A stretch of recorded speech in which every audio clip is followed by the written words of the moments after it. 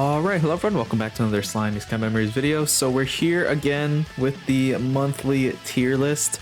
Now, if you could already tell, I've already done a few changes. So I've edited a few things, I've condensed it down.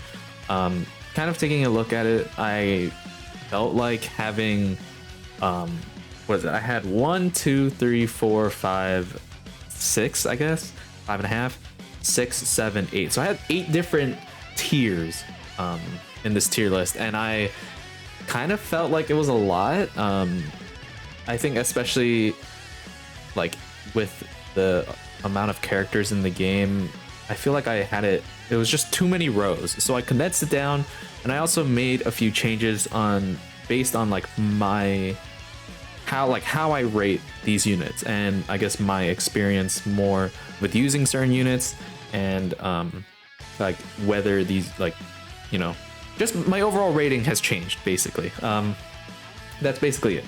I have done a few changes. Now I got rid of the like the quote-unquote best, and I just placed them all into top tier because realistically I think that they're all, like, all the units in here are just like really good, like the best in the game, whether on their specific team or uses outside of that.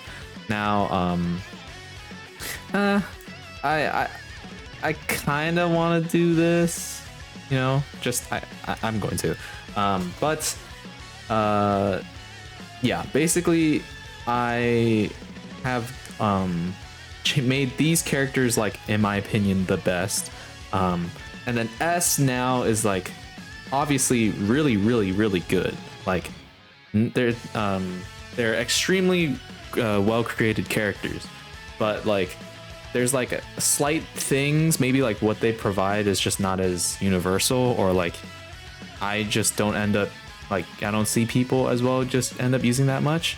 And then A is like, these characters are not bad. Some of them have been aged, some of them are relatively new.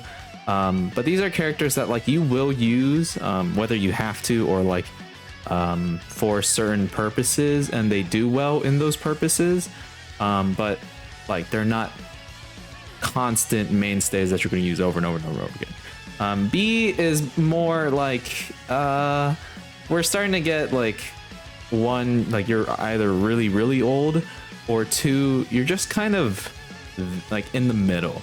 Like, yeah, we're gonna use, like, I'm gonna use you in certain cases if I need to, but there are better options, there are better options, or you're just like, you know, like I very certain specific cases where I will use you, but outside of that, like, you're just kind of there in my box. And then obviously the protection card, like, no matter what happens, like, these 3 characters have basically been out since the beginning of the game, and they're never really going to age unless they get power crept.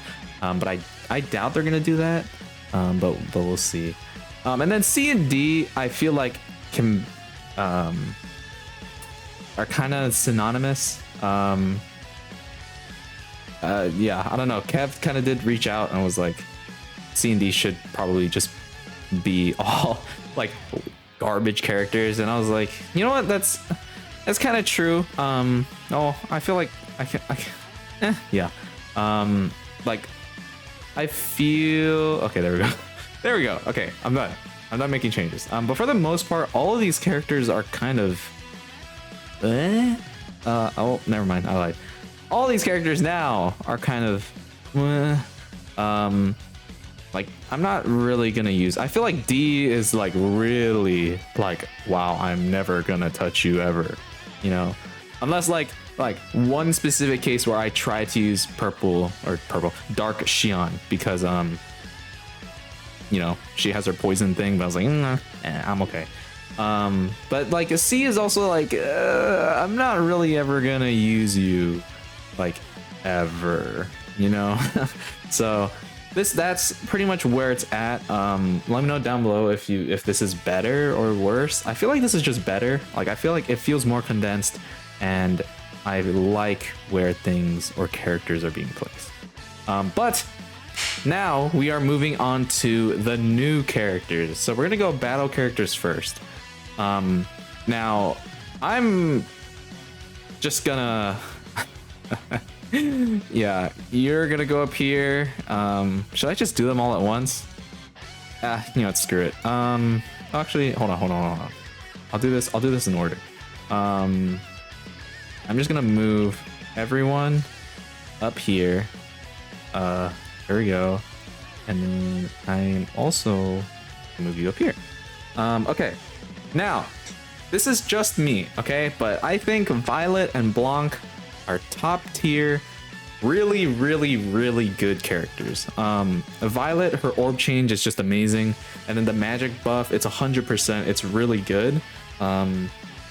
Just a lot that, you know, you add to the team. She has a really high attack stat, or the highest basically, and she does a lot of damage. And overall, she's pretty good on magic teams, I think.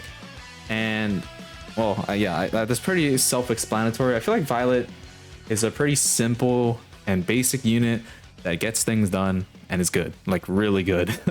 But Blanc, oh my god, Blanc is probably at the moment, I think she is like the most impactful character for blue meta characters in general. Her 3 alt orb change, I have them up here, but her 3 alt orb change, pretty much, like, you don't understand. Oh, if you don't have her, or like, you know, you're still like, well, why?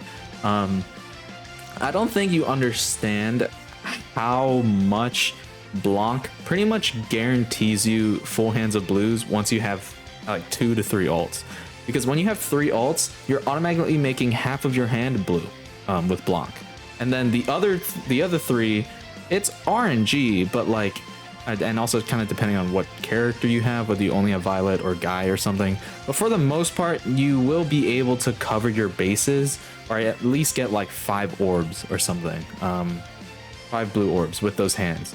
And Blanc is just so useful. Like, the big problem, especially in stages where you needed to balance ults, was you would have to just keep rolling with like a 5 hand, or maybe like even a 4 hand, because a lot of the characters like EX Earth Rimuru, where are you, the hero, like, they orb change alts, which is fine, which was good, but it was only 1, and there were stages where you needed 2 or 3, and you get them really fast, and then you swap them in the back, and sometimes you need to bring them in, but then, you know, it's really messy, and Blanc basically just covers all of it. Her weakness strike is like just the weakness strike is also just a bonus. This synergy resistance is okay outside of like synergy team, or like the synergy team, because I mean, I'm pretty sure like slightly ups your chances of doing like a synergy, or if you happen to proc synergy, I should say, you will do like way more damage. But like the weakness strike is just like the cherry on top. Like, it's really useful in certain cases, but her main thing is obviously the Alabaster Flash. Like, it's just so good. And then we can go into, so John. Now you might be asked, like, I feel like John is kind of interchangeable. The only reason I have her in S is because I feel like she's obviously like really good. Like, she's one of the best, but I feel like her second skill is just too specific. Like, I feel like in a lot of cases you would rather sacrifice the 20% ult damage for more consistency on your team with like Guy or Megumin or something. The 100% is nice, but the Primal Demon EX ult buff that she has, this one, and the space resistance is not like something super like useful all the time, especially if you just bring her on like as a character just for her ult. Like, you have to pretty much only use her on teams that like you can sacrifice 1 slot for pretty much someone you're not going to bring in until the end. And if you're okay with that and that team works for you, then she's fantastic. But outside of that, like, she's just not as consistent. I don't know, like, I mean, I don't know, whatever they would have made her skill, but yeah, I think she's like just barely scraping. Honestly, I could just put her in here. She's interchangeable, I think. I think just slightly you would rather use these characters more of the time instead of her, but I mean, I guess we can see, right? She just came out like 2 weeks ago, so we still have a lot of time to play around with her. But right now, I'm just gonna put her in like uber high S. And then Rimuru, I'm kind of contemplating as well. Like, I feel like all 4 of these units could be in top tier. Like, there could be an argument made for that. I just feel like Rimuru, like the Soul of Unity, I think is really good. And his orb change, like you bring him in and you can change all of his orbs and just swap him back out, I think is also like fantastic. The only reason I don't have him in top tier is because, I mean, he's not universal, if that makes sense. Like, outside of blue teams, you're not gonna be bringing him. Like, I mean, I guess you could try and bring him on other teams, but like, it's so reliant on you. Like, you'd have to be fishing for blue orbs to orb change into the Unity orbs to match them all together, and I'd rather just not do that and run someone else. So he's also like really high up there. He's a great and fantastic support character, but I feel like he's not in this realm. If that makes sense. I don't know. Hopefully, maybe you guys agree with me, maybe not. Let me know. But that's just how I see the Dark Rimuru. And then we'll get into skill fusions. So let me close these out. So okay, here. So we have the OG. No, not you. Yes. Wait. What? Oh, did I close? No, I closed her. Where'd they go? Where's Earth? Luminous. There you are. Okay, so first we'll start Benny Maru. Well, Benny Maru I haven't really used. I haven't really used his skill fusion. But I'm gonna say, I mean, the only thing that it does is it increases his damage. You can see right here, instead of 30%, it's 35%, and instead of 10%, it's now 50%, right?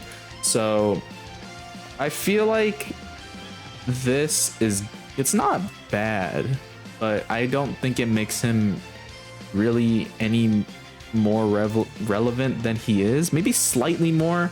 I don't think he's on the same level as like here. I'll probably put him like here, honestly. Again, I haven't tested him, but it's just damage and like fire magic AoE is like, I just don't know where you would use him right now. Maybe in the future, like when we get other, like, I don't know, stages that need like a fire magic character. But then you do have like, I mean, you have this guy who will do a lot of damage, right? So I don't know, maybe you can use them together, but I think he kind of just sits in B. I don't really know, maybe he could be A. I'm just more like, I feel like it just like, I still just wouldn't bring him. Like, I just don't know a stage or a case where I would bring this guy, you know? So yeah, that, I think that is that. Honestly, like, maybe they could have done, instead of this, they could have changed this or something, but not the greatest, but you know, it's not bad, right? So next we have Fire Violet. Now, if you guys didn't see my video, they really didn't add anything. The only thing they changed was making this 30%. So I think, like, she literally doesn't change, in my opinion. I feel like she as a character is obviously really good. Not the best, because it's been basically a year, but she's still like really good. And I think she she kind of just doesn't change. So I feel no reason to put this above, because that's only 10%. If it was like something like I don't know, 20% or something, or they increase the numbers, like they added like, oh, it increases adds pierce power or something, I don't know, then things would be different. But I think right now, I think that's fine. I think everyone would agree that she kind of just is the same. Okay, I made an executive decision. I just moved this down. I had to check this really quickly because it was bothering me that she was just sitting here, but I didn't move her down. But I moved her down anyway. Next is Earth Luminous. Now I also did not have a chance to use this, but it's still really good. I think is the max. I wish this website told me, but I'm pretty sure it's the 30% and then it goes up to 40, I think. When you skill fuse it. I wish I could see on her description, but the game I think also does not want to tell me. Oh wait, okay, fuse. I'm pretty sure it's 30% and it goes up to 40. Which is still good. I think that makes her a bit better in terms of getting her ultimate. But I don't think she really changes that much either. So I'm also just gonna put her here. Like, I remember initially I thought I was like insane, crazy. But I think now thinking about it, the ult damage or the ult gauge is great, but I don't think it fundamentally changes who she is. Like, it's not as drastic as like Earth Trainee or like yellow light Shizue, you know what I mean? But she's still like she's still the best Earth Magic DPS character that we have. So I think this is again just like a little cherry on top that helps her get her ult faster, and also reliably gets rid of someone's or like an enemy's ult. But I don't think that propels her up to top tier unless I'm somehow wrong. But we'll let me know. I realize saying I'm somehow wrong sounds cocky, but I you know what I mean. Next, we have this guy, Rimuru Tempest, the greatest comeback of all time. So he now, instead of just buffing attack, I believe this goes up to 40, I think. Or it goes up to 45, I'm not sure. But he also decreases all targets' ult damage resistance by 30%. And if you use Space Violet, you know that she does EX Space Violet, she does 50%, 55%. And that increases your damage by a lot. More than you would think. More than I thought. And it makes him like really relevant. I think way more than I was expecting. So I'm gonna put him here in S. I think he is a great support unit, very, very good. The defense buff for 2 turns is nice, and it makes him more relevant again because you're not just buffing attack, which has now like buffing attack is fine, and it's a good buff, but this makes it like way better, and it kind of like pushes him past general like attack buffers, I think. It makes him like a legitimate option for like current teams. He also has a great trait and stuff like that. So solid space physical Rimuru is back, ladies and gentlemen. From the beginning of the game, 2 years later, he is back. And I don't have I don't have him because, you know, I'm broke, but I can't wait to unlock his skill fusion and use it for myself. And lastly, we have Water Soei. Now, Water Soei, his thing now increases all allies' defense by, I think it's still 20, not 25, like 30%, I think. And then for 2 turns, and now it also decreases all targets' attack by 20% for 2 turns. So it went from a 1 turn to 2 turn buff. Numbers went up, and instead of increasing blue orb damage, now he lowers the enemy's attack. And if you have been playing Heroes Jubilee, you will recognize that that skill actually helps a lot. It really limits how much like damage or how much your score will drop based on how much damage you take, because on certain stages where like overkill damage hits a limit, or it's really dependent on how much damage you and your team takes, he is going to be really helpful because he basically shuts down pretty much like all damage for 2 turns. Obviously it depends on your gear and like the level of your totems and the protection statues and all that, but overall I don't know why I left him here in B. Overall I would say very, very good skill fusion, very helpful. I like that they did the attack reduction. You're just not taking any damage, but you like, he does have an orb change, which is nice. I think he's more fit for Jubilee than anything, but still really good and is very helpful. I found it to be very helpful. But that's pretty much it for the battle characters. It's already been 20 minutes, but let me know down below if you guys are like have any difference in opinions. I would love to hear it. I feel like this is accurate. I did drop these 2, by the way. I feel like also Raphael and Vengeance as a whole has started to lose value, I guess. Now, in terms of clearing normal basic old content, they're really great. Like, they're fantastic. And Valor Cup, they're good.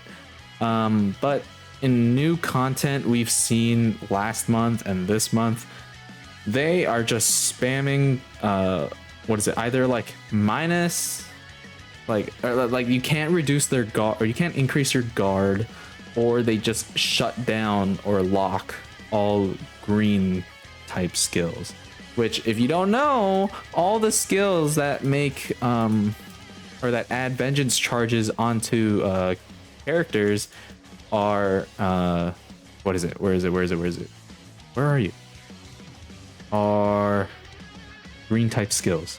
So they pretty much shut down vengeance. I really don't know what they were thinking. Like, they had to know that they were gonna, like, it's like, I feel like this is like a band-aid that they're putting on moving forward. Like, it's just, they know it's a problem, so they're just shutting it down for all new content so you can't cheese it.